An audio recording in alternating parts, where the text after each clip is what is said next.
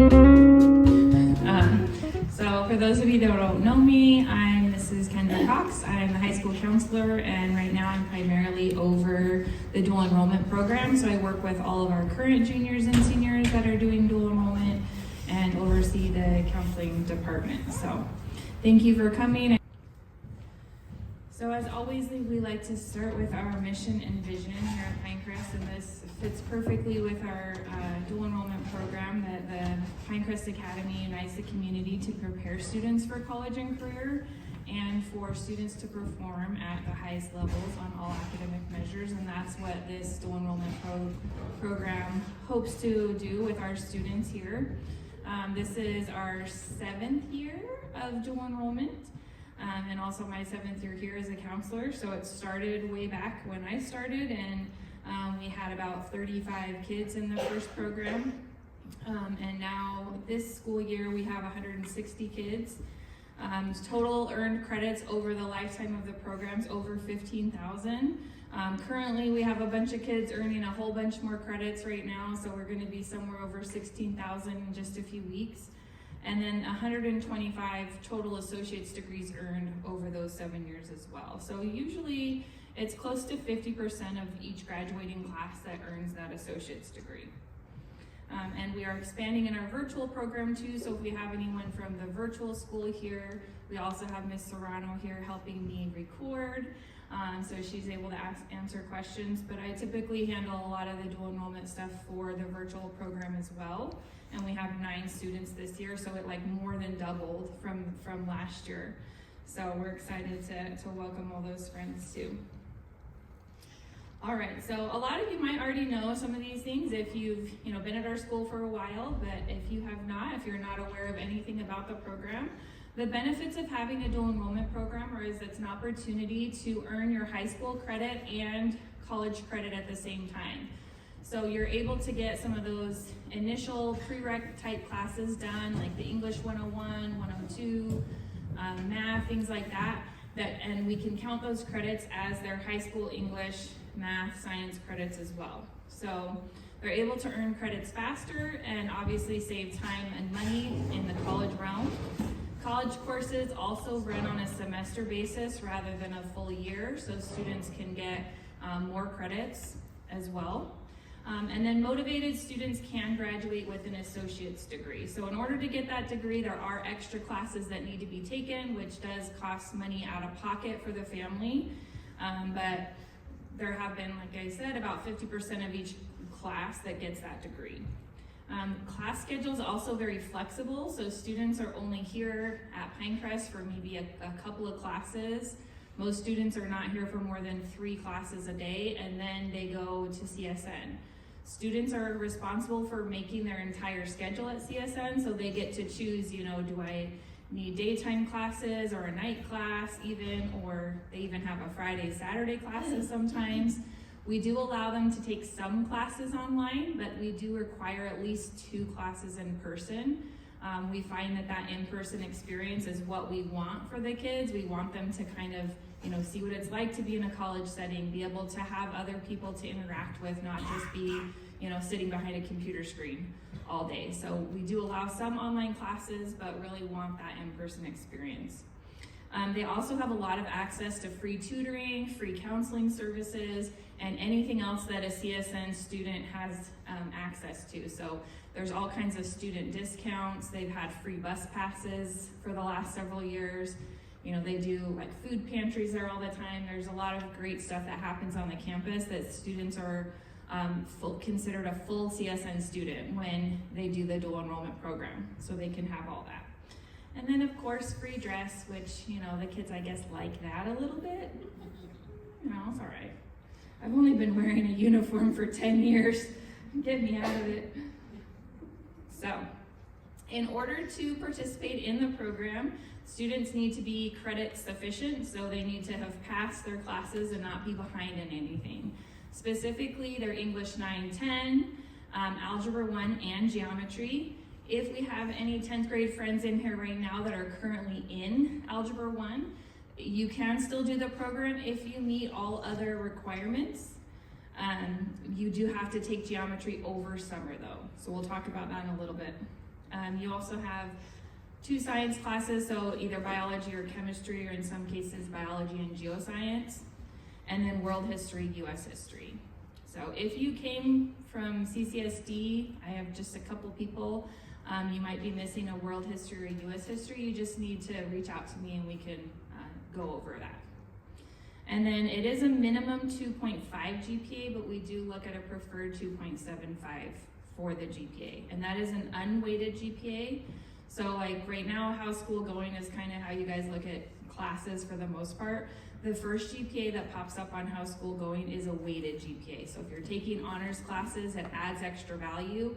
We're not looking at that one, we're looking at the overall GPA without any bonus points attached to it. And then they also have to have CERT scores. So CERT is a test we take 3 times a year. Anyone that's already been here for 9th grade and now 10th grade has taken it 4 times already. And some of you might already even have the scores. So English score of 18 and a reading score of 22. And we will go over that a little bit later as well.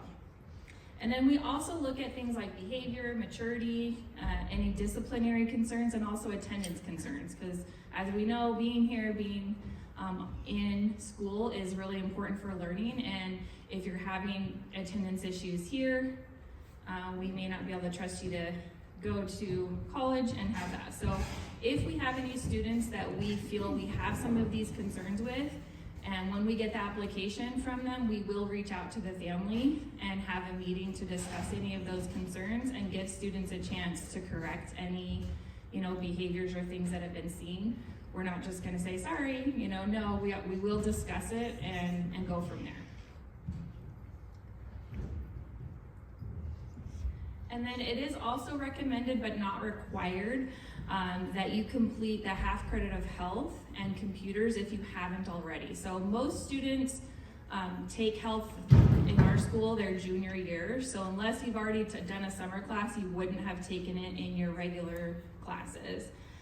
Just because we do not have a lot of sections in person, and most kids don't want to stay here for an extra class. Once they get that freedom of being in dual enrollment, they just want to have their minimum classes here and get out. Health often ends up being scheduled a little later in the day. So for example, right now it's 3rd and 4th period, and most kids are like, oh, I don't want to stay till that late. I want to go and have my classes at CSN already. So that's one of the big reasons why we have health as a recommendation. That would be taken over summer, or you can even do it over 2nd semester if you wanted.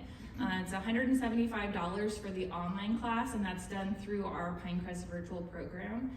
If you do it next semester or in summer school, you don't have to come in person for that. So it's not required that you do regular summer school where you come every day. You're just going to be doing that on your own time from home on the computer. And then same with the computer science credit as well.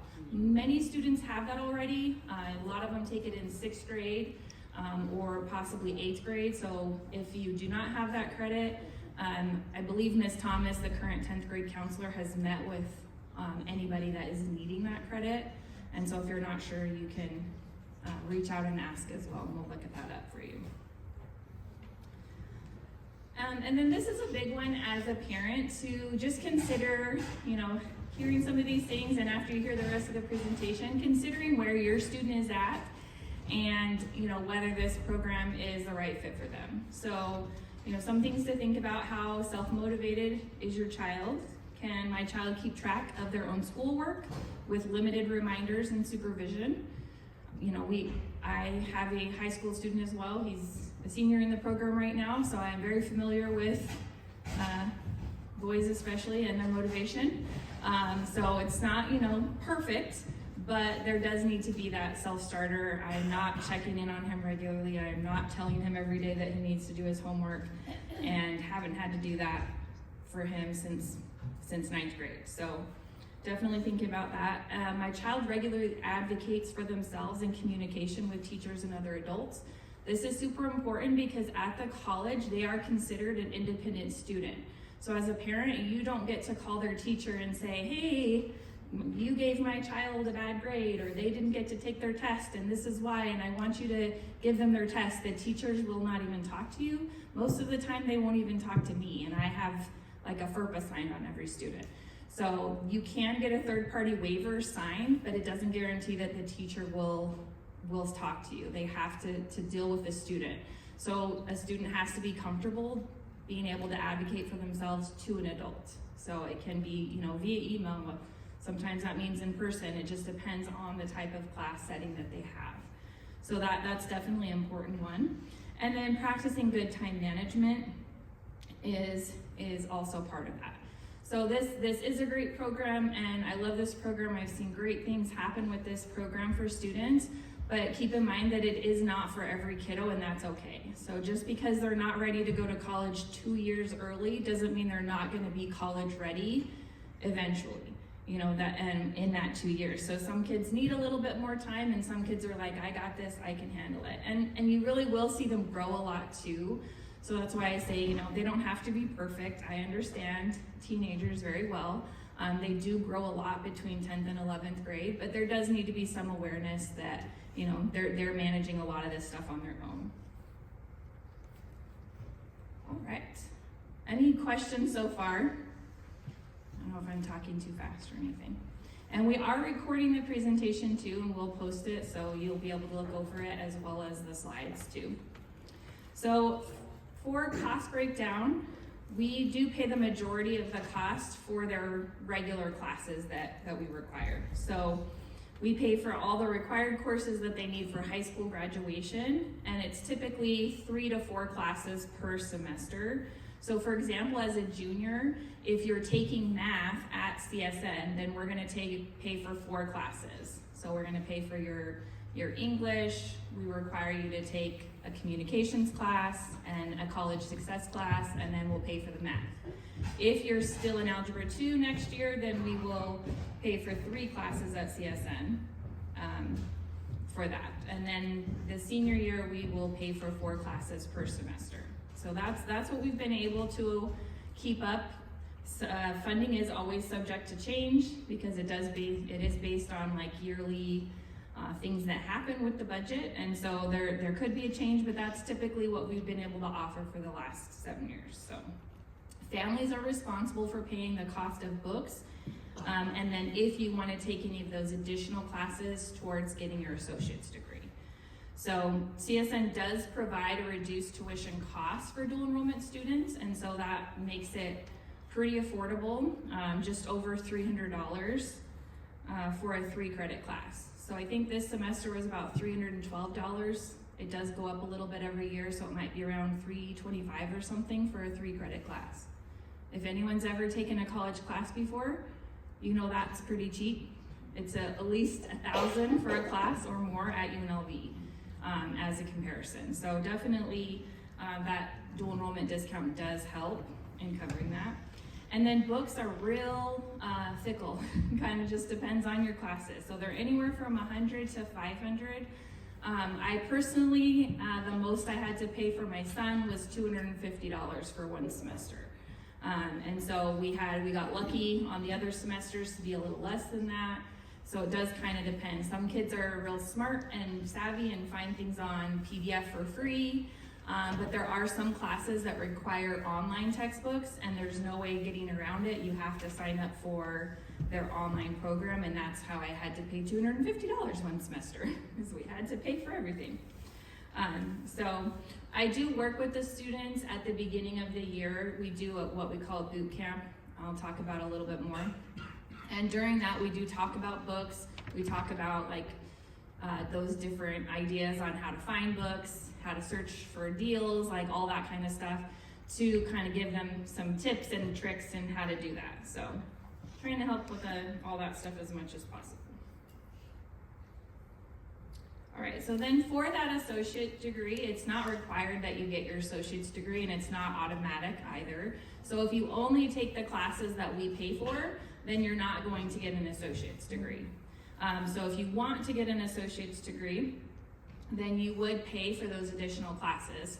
And you do have to take around 5 classes per semester, so fall and spring, junior and senior year. Or I have some students that take maybe 4 classes per semester the first year, and then take a couple classes over summer in between junior, senior year to just kind of lighten the load a little bit. going back here, no, I think it's on another slide. It is full price over summer. No, it's on this one. So they do not offer their discounted rate during the summer classes. They get some sort of grant funding that helps cover the cost during the school year that doesn't apply to summer. So classes in the summer will be about 500-ish for a 3-credit class, just to keep that in mind. So typically though, if a student takes 5 classes every semester, then they're able to get that associate degree as long as they've stayed on track for each semester and not changed their mind. So I've had a couple kids that were like, I'm gonna do this degree, and then they said, never mind, I wanna do this degree. So then they get off track a little bit. So if you're interested in an associate degree, then that's something that we will meet with the first semester and going over. And when we talk about registering for that first semester, I provide recommendations on here's some classes that would be good to choose. And I meet with every kid individually to review that. So if they, want suggestions, say, hey, I want to do this degree, then I can guide them in, okay, this is a good class to take for your extra class. Any questions about that? Yes.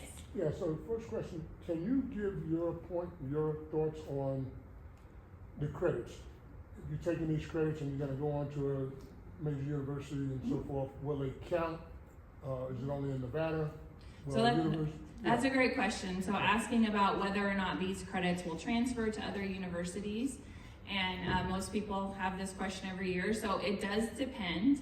I have found that the majority of schools that we work with, not just in the state of Nevada, but in surrounding states as well, accept the credits. Now, if you are planning to go to what we might call like an Ivy League school or a fancier school, those schools will not accept it. So somewhere like Harvard or Duke, those schools require students to do a 4-year degree. They're not gonna give out a Harvard diploma to someone that wasn't at Harvard all 4 years. So they'll treat something like this as a high level class, like a high honors type class, but not as accepted credit. But then we've had students that gone to Arizona, so we have NAU, University of Arizona accepts the credits. I had a student that went to California to Pepperdine, accepted credits.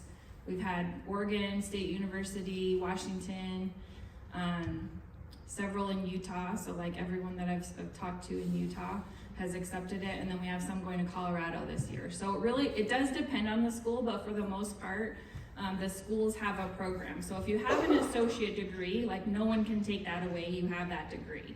Then depending on what school you're going to, they're gonna look at those classes and say, okay, you have this degree and we're gonna take these classes, but you still need these ones to finish your degree. So if student knows like right away, like this is my goal, I wanna go to this college, then that's something they can let me know too. Like, hey, this is what I wanna do. And we can do some research together to see. University of Arizona actually has a whole database, the coolest thing ever, I wish every college had it, where you can go in and look up CSN and it'll pull up every class at CSN and what it transfers to at University of Arizona. So I wish every college had it, but it gives you kind of an idea. For sure, 100%, if you stay in state, UNLV, UNR, everything transfers from an Associate of Arts or Science business degree directly to their degree, since they are all part of the same NSHE system. So they're all under the same umbrella, and so everything will transfer there for sure. But we've had no real issues with other students getting the credits. Every once in a while, it's like, oh, there's one class that doesn't quite meet their requirement, so you have to retake that one class. So that's, I think, the biggest issue that we've had. It was one class. Great question, yes. Typically, how many days a week does a college class meet? So they meet usually on 2 days a week for most classes, so it's either Monday and Wednesday or Tuesday and Thursday for the majority of classes. There are some classes that are only 1 day a week, so they can choose like a Friday only class or Saturday, or sometimes they have hybrid classes now where they meet 1 day a week in person and then 1 day a week is considered online, and they do work. So students are able to choose their own schedule based on what's available at CSN. Do they choose those college courses here, or do we have to go to We CSN? assist them in choosing them. So last year, I don't know exactly what it's gonna look like this year. I think it'll probably be similar.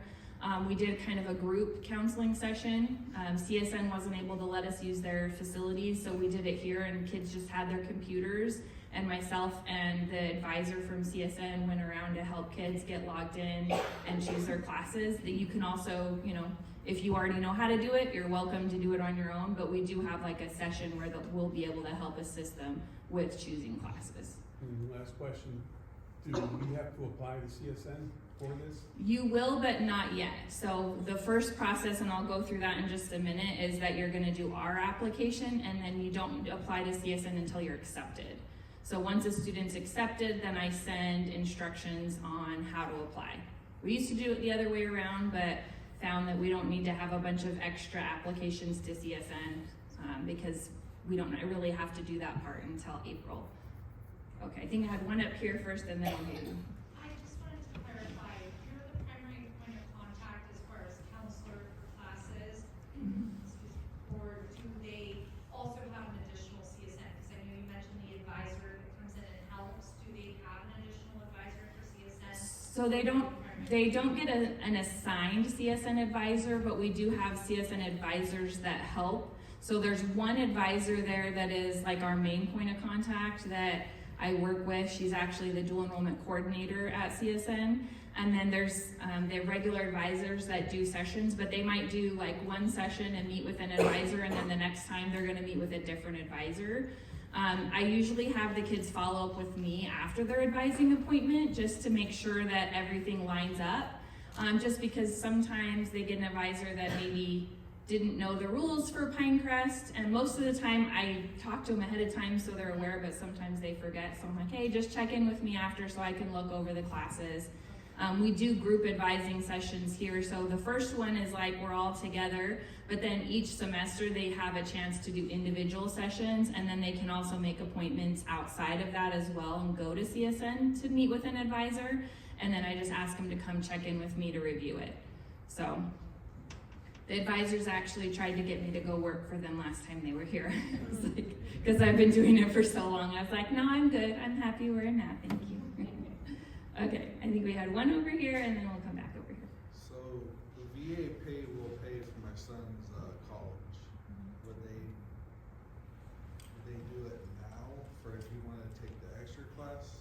I'm not 100% sure on that. I've had a couple people look into it, and I do have a contact email that I can provide you. So if you email me, then and just let me, remind me the question, I can send you the contact information for their VA program.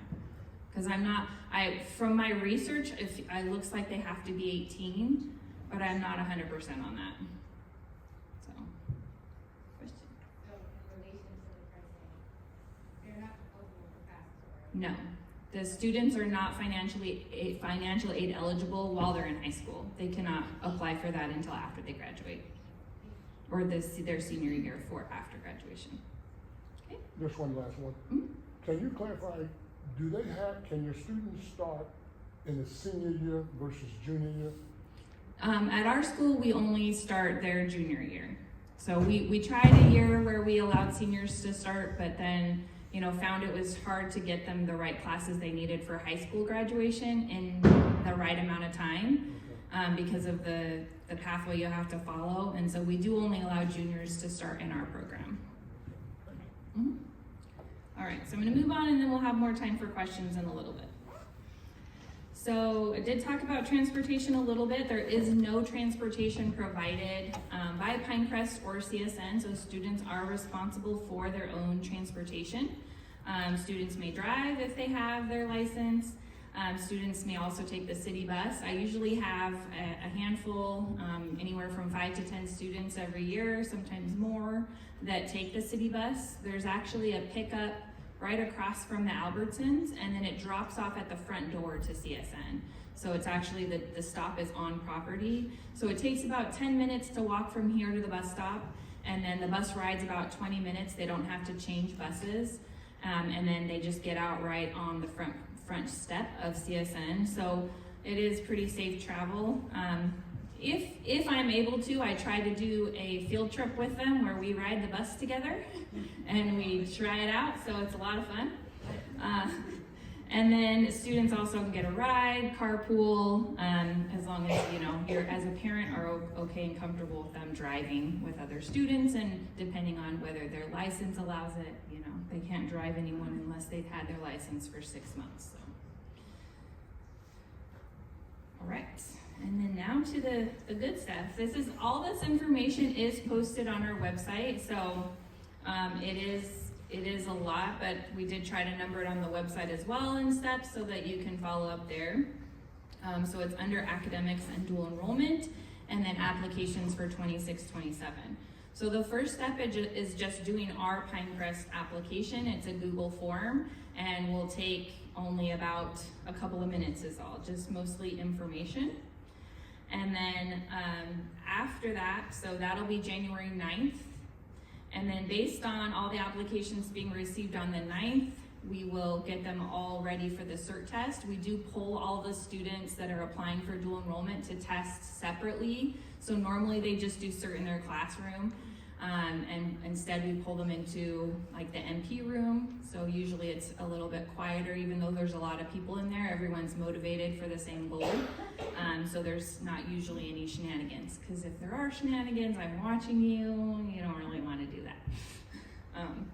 So the CERT test is going to be January 15th, and then that is the first test that we'll look at for score qualification. So we talked earlier, the score has to be an 18 in their English and a 22 in reading. Students can look at their scores right now from their August test if you log into your CERT for Schools program. And if your score is not an 18 or a 20 and a 22, you still can study for that. There is within the CERT program a program that allows you to work on your score. It's called Study Hall. And they all heard this information from myself and Ms. Thomas very recently. So hopefully they can show you all what to do and how to study. And then students that don't meet the score by that January test will be allowed to test again. And I said March, but I forgot to update that one. It's actually April 2nd is the next one. So if you do not reach one of the scores in January, there's no need to panic. You'll still have from January until April 2nd to study again and get those scores up. And then January 16th, same day, or just after, one day after the CERT, is when the application essay is due. So this one is just a 400 words or less, single space essay, explaining why you would like to be part of the dual enrollment program. And so it should be correct grammar and, you know, using your best English skills and not your ChatGPT skills. It will be graded by an English teacher. I read them for content, but I am not an English teacher, so an English teacher will read them for grammar, and she likes to be picky. So you know. And then there's also a $10 application fee as part of the process. We are not just trying to make money off of you, we do have to pay for the step 5, which is a right placer test, and so that's what those funds go towards, is the on-demand short essay. So we have to pay for that, and then so that's what the application fee covers. So that is step 5. They're going to complete a right placer. It's an on-demand short essay writing. So essentially they come in, the computer provides them with a prompt, and they have to do like a 5-paragraph essay answering that prompt, and they're scored by that program. So they usually get the score back right away on that. And then if they want to dispute the score, we can submit that. Or if they don't get the score they want, then we can submit, they can take it a second time. So January 22nd is the first time. If they get a score of a 5 or above, a 5 or above is required. If it's below a 5, they have to take it again. If they get a 5, then they're going to take English 100. It's like a bridge course. So there used to be, for some of us parents, you might remember if you went to college, They had remedial classes where you had to take a pre-English class before you could take the real college class to build up your skills. So instead of doing that, they combined them now. And so English 100 is kind of the remedial plus the regular. So it's a 5-credit class, and then it has, it's a longer class. It's usually a 3-hour class instead of an hour and a half. And so usually we're thinking your skills need a little bit more work, and that's why you would be in that one. If you get a 6 or above, then you're able to do the English 101, which is just the standard regular English, freshman English class. And so those acceptance letters are gonna be sent out at different times, and this always panics the kids too. So as after that January test, any student who meets every piece of criteria and we don't have any concerns, they're gonna get their acceptance letters. If you don't get one that day, it just means that you are missing a score and you gotta test again in April. So it doesn't mean you're not gonna get into the program, it just means we need to see you test one more time. And even then, if you're possibly 1 or 2 points away on a score, then you still could get into the program. We do accept some students on probationary basis. There are a few factors that we consider for that. And so don't panic if you don't get your acceptance right away. Just means we're looking for more information. It also might be you're in a situation where we've had a meeting with you as a family to go over any other behavior or attendance concerns. So, but I do like to try to at least get part of the students going so we can start the application process with some of them, because it helps me be able to, you know, break them up a little bit and do some at one time and some at the other time. So they don't need to panic. All right, and then once they're accepted and they get an acceptance letter, then this is what would happen after the fact. So after being accepted, then we do an application workshop where I will review how to actually apply for CSN with all the instructions. And then, so that'll happen in April. And then those of you that are in Algebra 2 Honors, you have to take a math placement test. So in order to take math at CSN, they require a placement test to see, you know, what your level is. So every Algebra 2 Honors student will be taking that with the goal of placing into pre-calculus, which is Math 126. Some students jump past that and test higher. I've had kids test into calculus. Typically, I recommend that you don't jump to calculus. I've had like 1 or 2 kids successfully do that, but the problem is that we as a school are required to make you take 2 more years of math. The high schools are required to put kids in math every year. The state allows us to do 2 years in 1 if you're doing the college classes your junior year. But if you skip to calculus, then you then have to take Calc 1 and Calc 2 to fulfill that requirement. So unless you're really loving math and want that Calc 2, we typically recommend starting with the Math 126, and then you take Math 127. Some kids skip 126 because they really want calculus, so they want to do like 127 in Calc. That's also a discussion that we can have. So usually those are like super math kids. So, you know, that's something that we can discuss, especially like as parents with your kid, just depending on your level. And then all students also have to take an English placement survey. This is a requirement by the college, and it doesn't actually affect your English placement, because as a school, we're placing you based on the previous scores we talked about, you know, on the right placer. But this is just a placeholder thing that CSN cannot register you for a class unless you do it.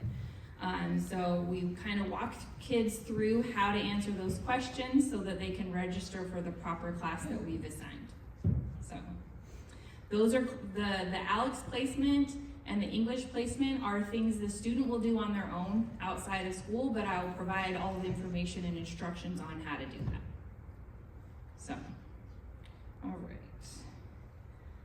And then additional next steps is once, we kind of talked about this a little bit already, but once a student is admitted, then we will do a workshop with CSN where we go over registration and how to do that. So students are responsible for registering for their own classes at CSN.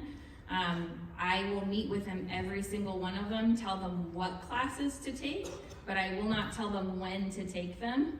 And so that's up to you as a family. So, you know, we'll show them how to look it up, how to see, you know, what classes are available, what times are available, and then you guys would work it out as a family, like what works for your schedule. So a lot of our kids, for the most part, are trying to take their classes in the daytime. So as an example, from my own child, he has choir here, so he's here in the morning. He leaves at 8:30, and then he had a class at 11 o'clock and 12:30. So he would do like Monday and Wednesday, the 11 o'clock class, and then on Tuesday it was like a 12:30 class.